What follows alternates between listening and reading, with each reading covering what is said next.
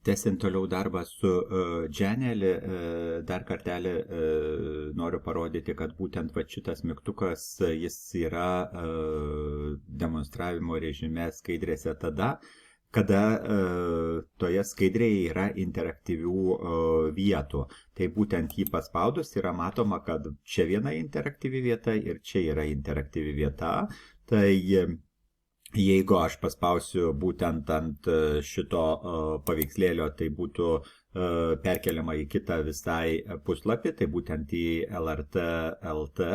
Na, o čia ant nuotraukos, jeigu aš paspausčiau, tai man ta nuotrauka parodoma yra atskirai ir turime vien tik tai nuotrauką, uždarome ir viskas. Grįžtame atgal į redagavimo režimą, tai tokiu būdu mes čia galime prisikurti ir toliau eiti per puslapius ir juose kurti įvairių interaktyvių mygtukų. Čia, vat, matote, yra vėlgi įvairių vietų, kur yra ir tekstas, ir dar interaktyvus mygtukas, ant kurio paspaudus kažkur tai yra perkeliama. Tai jeigu kažkurie tai interaktyvumai jums yra nereikalingi, tai juos tiesiog galime paimti, ištrinti ir jų mes jau nebeturėtume.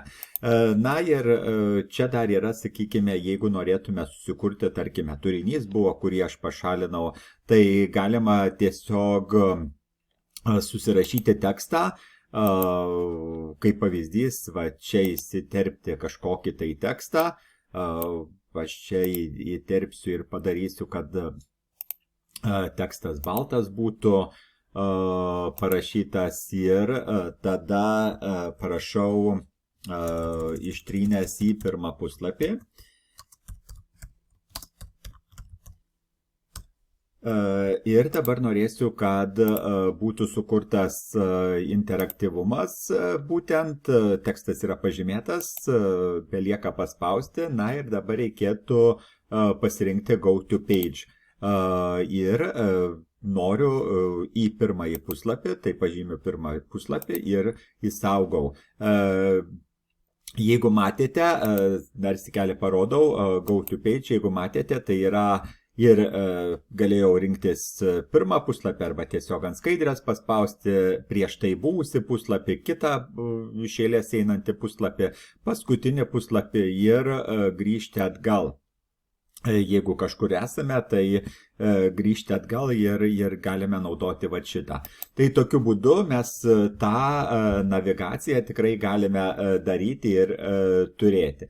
Na ir visas ekranas, jeigu norime, galime padaryti, kad, sakykime, kažkuris tai tekstas ar laukelis, va, sakykime, ir jau mes galime prisidėti interaktyvumą toj vietoj, kad būtų pilnas ekranas, bet jis jau yra ir nustatytas, tas pilnas ekranas, tai aš jau jį tikrai nebepakeisiu ir turiu tokį, kokį turiu.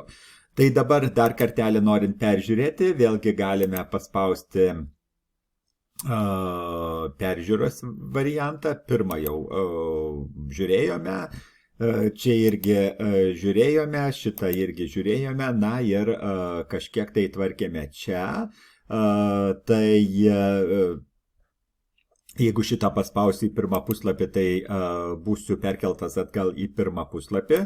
Taip ir pasidarėme, kad sugrįžtume į pirmą puslapį. Na ir dar čia buvo lyg tai nuotrauka.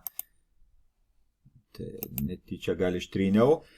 Nuotraukam, kurios paspaudus yra neištryniau vis dėlto, jinai pasislėpus po mygtuku, ant kurios paspaudus atsidaro visame puslapyje, pilname ekrane.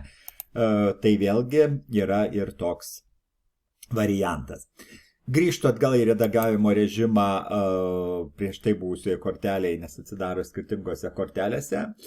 Tai vėlgi galime pasibendrinti šitą sukurtą pateikti, spaudžiam čia, na ir vėlgi galime turėti linką, nuorodą ir ją nusikopijavus galime pateikti kitiems ir tada jie turintys tą nuorodą galės šitą sukurtą pateikti arba infografiką arba kitą skaitmeninį kažkokį tai dokumentą matyti, galime terpti į tinklapį kažkur tai ir kitokių yra pasirinkimų, bendrinimų ir panašiai. Tai tokiu būdu mes galime nukopijuoti ir turėti. Na, aš dabar atidarysiu kitoje naršyklėje. Tai atidarius kitoje naršyklėje, jeigu įkopijuoju ir turiu, tai žiūrėkite, atsidaro jau man demonstravimo režime. Ir aš galiu tame demonstravimo režime vėlgi peržiūrėti, vėlgi turėti, man nereikia nei prisijungti, nei nieko. Tai tokiu būdu aš jau tą mano sukurtą dženelį pateikti jau galiu publikuoti. Tai tiek būtų apie publikavimą ir interaktyvių mygtukų, sakykime, arba dar ko nors. Mes galime, nesustojau kiek plačiau prie įterpimo, mes galime paveikslėlį iš savo kompiuterio arba iš kitur, galime audio, galime video įterpti, arba dar kažko tai, sakykime, socialinių tinklų ikonų irgi galime įterpti.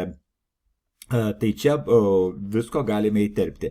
Ir dar vienas dalykas, ką norėčiau paminėti, mes galime vėlgi bendradarbiauti. Tai čia paspaudus mes galime surašyti tų žmonių, kurios norime pridėti prie šitos pateikties kūrimo elektroninio pašto adresus ir tokiu būdu jau tie žmonės bus pakviesti bendradarbiauti ir jie irgi galės kurti bendrą dokumentą. Tai tokiu būdu čia labai greitai galima su šitą pateiktim su šią pateikti kurti bendradarbiaujant. Na ir grįžti atgal mes galime čia paspaudus šitą mygtuką į titulinį dženelį puslapį ir atkreipkite dėmesį, kad tie visi mano kuriami dokumentai, kas tai bebūtų, ar tai infografikas, ar tai pateiktis, ar kitokie kažkokie dženelį dokumentai, jie visi sugula čia. Ir dabar tas paskutinis, kurį mes darėme, jis yra čia, tai jį mes galime tiesiog paimti ir toliau redaguoti, jeigu jis yra nepabaigtas. Jeigu mes norime peržiūrėti, mes galime paspausti šitą ikonėlę ir iš karto peržiūrėti. Mes galime pridėti, mes galime atsisiųsti. Ir matote, atsisiuntimas yra tik tais labai apribotas. Nes premium yra, premium ir premium. Tai va, atsisiuntimas tikrai kaip ir negalimas, bendradarbiavimas ir bendrinimas yra.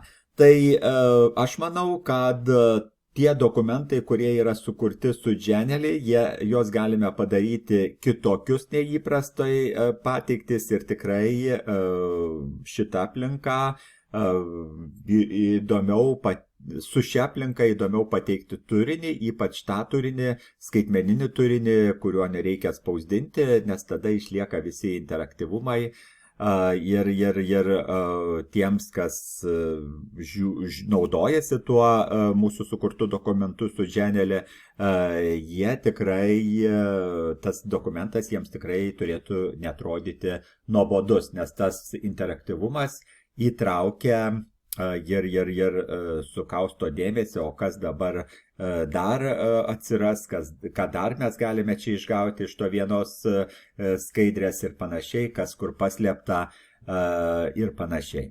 Tai tiek trumpai apie dženelį panaudojimą.